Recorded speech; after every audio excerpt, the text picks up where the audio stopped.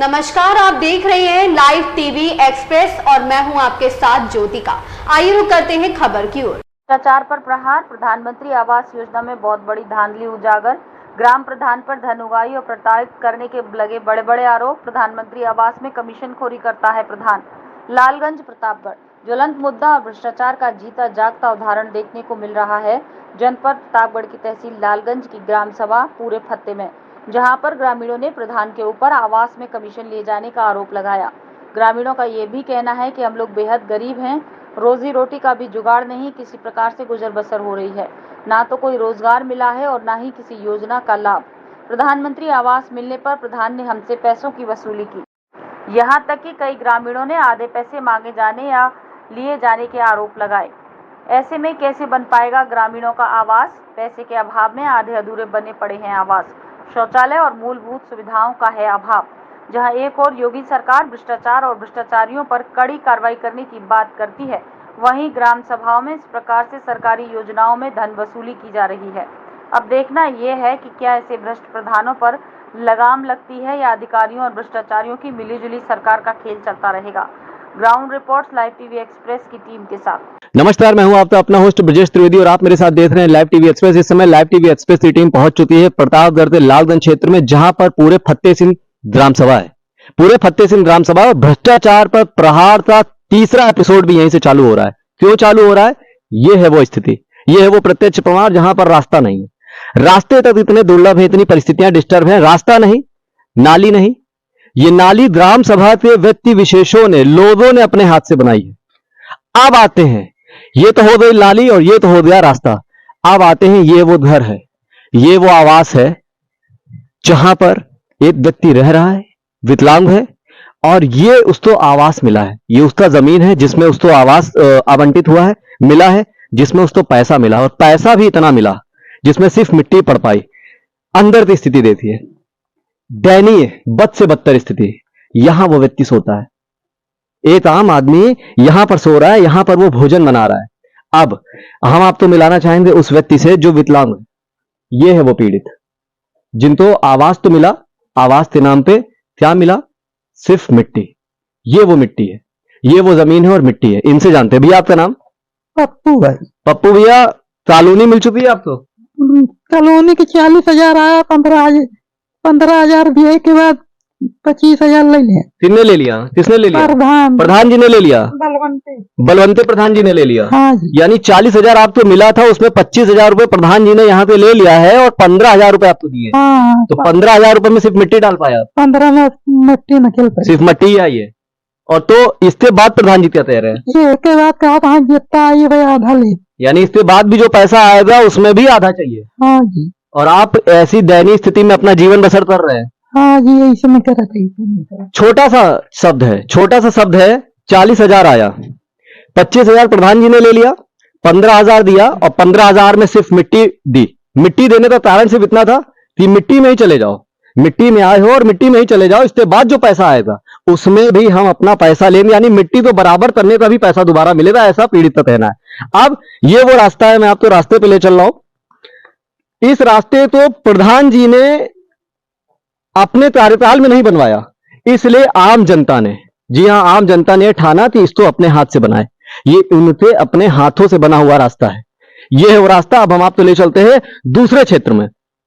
अब हम आपको लेकर आए हैं पूरे फत्ते सिंह बांध के दूसरी जगह पे, जहां पर एक जगह जो स्थिति आपने देखी वैसी ही स्थिति यहां पर है। चैनल आपको पूरी ग्राम सभा का भ्रमण तो नहीं करा सकता, लेकिन चैनल आपको ये जरूर बता सकता है जब शुरुआती स्थान पर, शुरुआती क्षेत्र में दयनीय स्थितियां हैं तो पूरे गांव में क्या होगा। ये वो कॉलोनी है, ये वो घर है, ये वो स्थान है जहां पर स्थिति ऐसी है, पानी की व्यवस्था नहीं।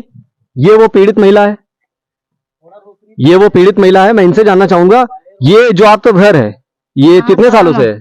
आज होगा 10 साल से ज्यादा। तो ये तो बद से बदतर स्थिति पे दयनीय है। हाँ, प्रधान जी से क्या आश्वासन मिल रहा है? प्रधान जी को कहते हैं सर जो है वो कहे हाँ हाँ देंगे, इसी स्थिति में हम गुजर रहे हैं हम। हाँ, हमारे 4 ठीक बच्चे हैं, उनको इसी आदमी हमारा मजदूरी करता है और आप बड़ी मतलब स्थितियां बद से बदतर बनी हुई हैं। बहुत बनी हुई हैं सर। स्थितियां बद से बदतर बनी हुई है क्यों थी?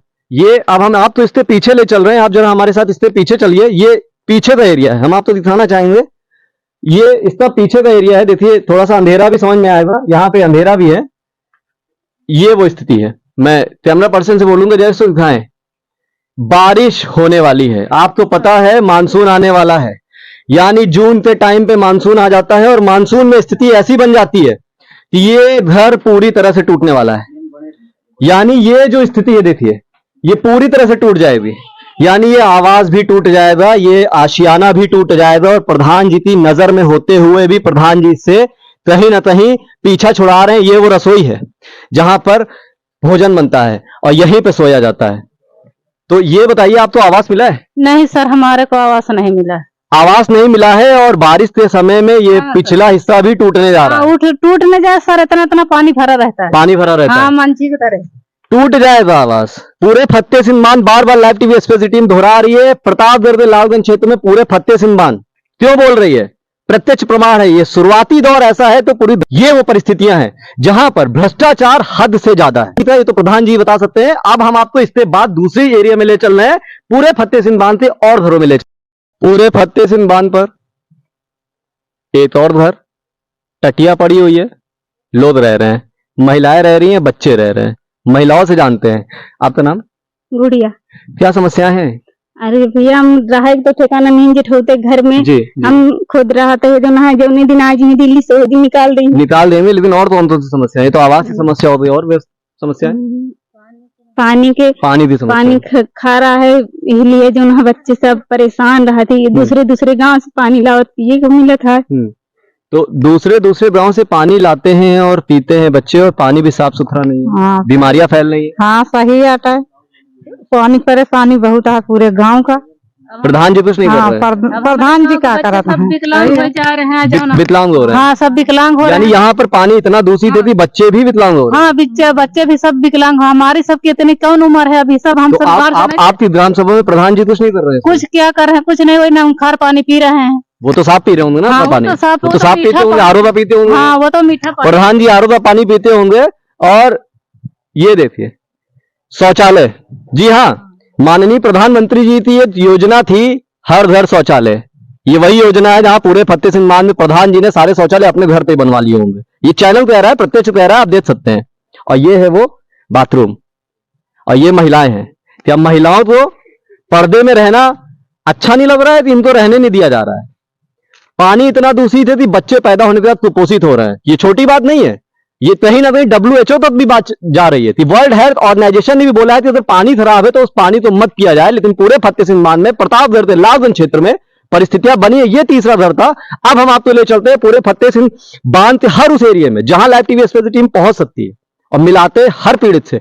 और देखिएगा जरूर, नहीं देखेंगे तो कहीं ना कहीं हनन होगा। ये बताइए, प्रधानमंत्री आवास योजना में आवास तो सबको मिलता है, तो जब सबको मिलता है तो ये वंचित क्यों है?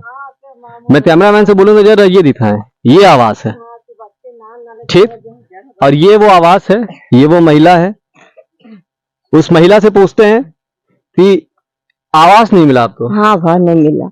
है ही नहीं, है तो बारिश में तो पूरा टूट जाएगा, ढह जाएगा। टूट गया भाई, आंधी टूट गया। देखिए आंधी आई, टूट गया। देखिए ये स्थिति है। भाई मुला क्यों नहीं भाई? खाने तो उसी तरह लखनऊ का नाम सुना होगा आपने, उत्तर प्रदेश की राजधानी है, वहां पड़ता है भूल भुलैया। ये आवास है, ये भूल भुलैया है। देखिए ये भूल भुलैया है, और कहना चाहिए भूल भुलैया के छोटे से ट्रेनर भी हैं यहाँ पर। ये वो भूल भुलैया है, यानी ये वो आवास है। चलना भी दूभर है, और ये कहते ना किसी मंदिर की छोटी सी, वो छोटा सा एरिया है जहां से बाहर जाने के बाद हमें मंदिर मिल जाएगा, हमें मंदिर की मूर्तियां मिलेंगी। ये वो आवास है जो मुझे नहीं लग रहा कि लाइव टीवी एक्सप्रेस टीम अगर 2 महीने बाद आती है तो 2 महीने बाद आने के बाद यहां पर हमको आवास मिलेगा। और ये चारा हुआ है, यही सोना, यही रहना, यही जानवरों का भी पालन, यानी इंसान और जानवरों में कोई अंतर नहीं रह गया। ये है बाहर का एरिया, ये है बाहर का एरिया। और ये है वो VIP शौचालय। इतना बढ़िया शौचालय है कि मन करता है यहीं बैठे ही रहें। ये है शौचालय, ये है पूरे फतेह सिंह बांध का शौचालय, और ये है आवास। यानी आपने दर्शन कर लिए भूल भुलैया पे पूरे फतेह सिंह बांध में। यानी यहाँ की ग्राम सभा के प्रधान ने इतना बढ़िया काम किया है कि भूल भुलैया तक बना दिया, VIP शौचालय बना दिया, शौचालय बनाने के साथ साथ सारी व्यवस्थाएं दे दी। अब फिर आते हैं एक बार भूल भुलैया के अंदर से फिर आते हैं। मैं कैमरामैन से बोलूंगा 2 मिनट फिर आ जाए अंदर, एक बार फिर आपको रिवाइंड करा देते हैं। बहुत लोग भूल भुलैया नहीं जानते होंगे। आइए कैमरामैन से बोलूंगे जो जल्दी आए। ये देखिए, ये वैष्णो माता जी का दरबार था, यहां से अंदर आ गए, और ये है भूल भुलैया, ये है आवास। अब जनता बताए, लोग बताएं कि पूरे फतेह सिंह बांध में कितना डेवलपमेंट हुआ है। अब तो समय है, अभी तो शुरू हुई है पिक्चर, अभी तो बहुत लंबा सफर है। चलिए मेरे साथ और दिखाते हैं भाई। इस समय हमारे साथ मौजूद हैं पूरे फतेह सिंह के प्रधान जी, ग्राम प्रधान बलवंत यादव जी। तो बलवंत यादव जी से जानते हैं कि बलवंत सर, पहली बार तो आपका स्वागत है चैनल पे। आज अभी हम आपके पूरे फतेह सिंह से आ रहे हैं, ग्राम सभा से आ रहे हैं, तो यहाँ पर हमने जो बातें सुनी, जो आपके ग्रामवासी हैं, उन्होंने ये कहा कि कॉलोनी नहीं मिली, और मिली है तो कहीं ना कहीं पैसों के लिए तो उन्होंने बात चाली कि प्रधान जी ले रहे हैं, ऐसा है वैसा है। तो ये कहाँ तक सच है? देखिए, अब ठीक है, कुछ लोग गिने चुने 1-2 लोग होंगे। हाँ। अब वो अवैध रूप से कब्जा कर रहे हैं, तो उसमें हस्तक्षेप किया जा रहा है। इसका मतलब अवैध रूप से कब्जा है और उसमें हस्तक्षेप भी हो रहा है। हस्तक्षेप भी हो रहा है हमारे द्वारा और ग्रामीण के द्वारा भी, और टार्चर किया जा रहा है। उसमें ये लग रहा है कि प्रधान जी आवास का पैसा मांग रहे हैं, लेकिन जबकि अवैध है। हाँ, जमीन तो आपको ये कैसे पता चला कि वो अवैध है? आपने कहीं पे लिखित सूचना दी या कहीं पे कुछ? हमने लेखपाल को जानकारी दिया जी।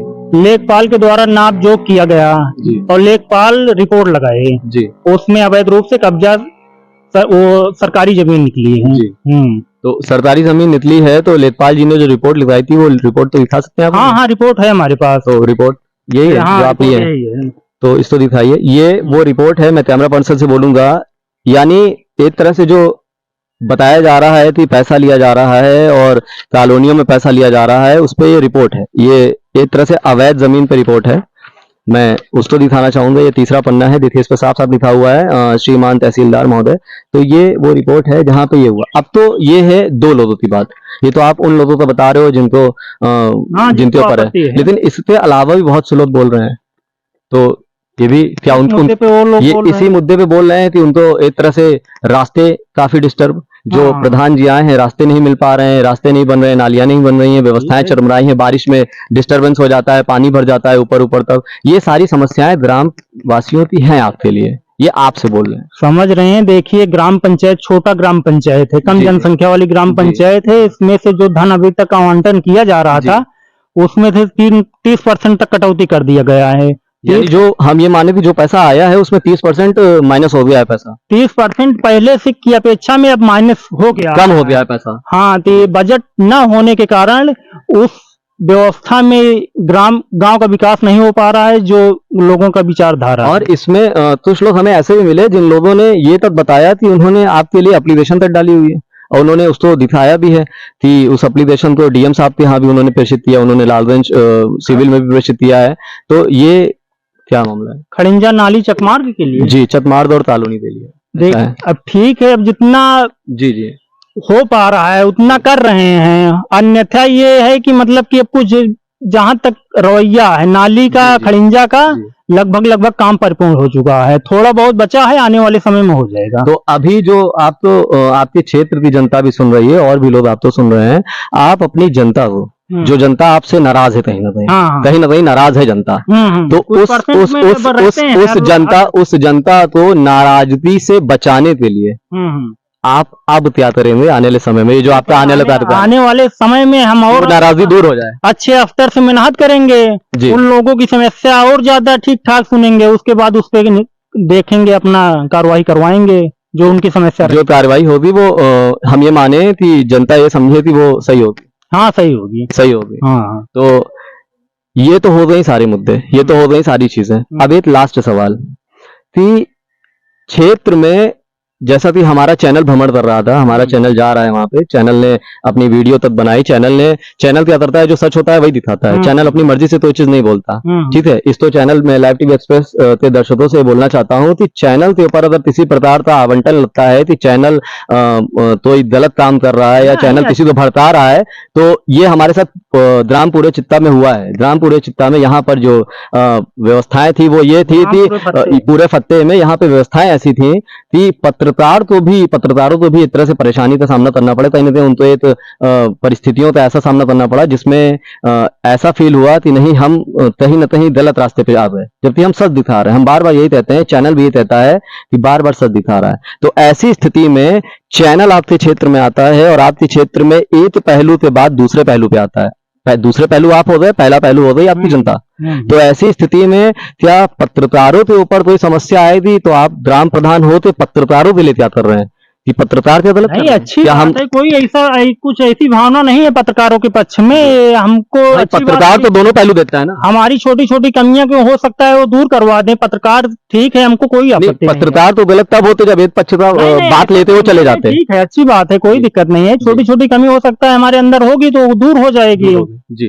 तो ये थे हमारे साथ ग्राम प्रधान, जिनका साफ साफ दो शब्द कहने हैं कि जो भी आरोप लगे हैं वो निराधार है, जो भी प्रत्यारोप लगे हैं वो निराधार है, जो परिस्थितियां हैं उनको वो सुधारेंगे आने वाले समय में।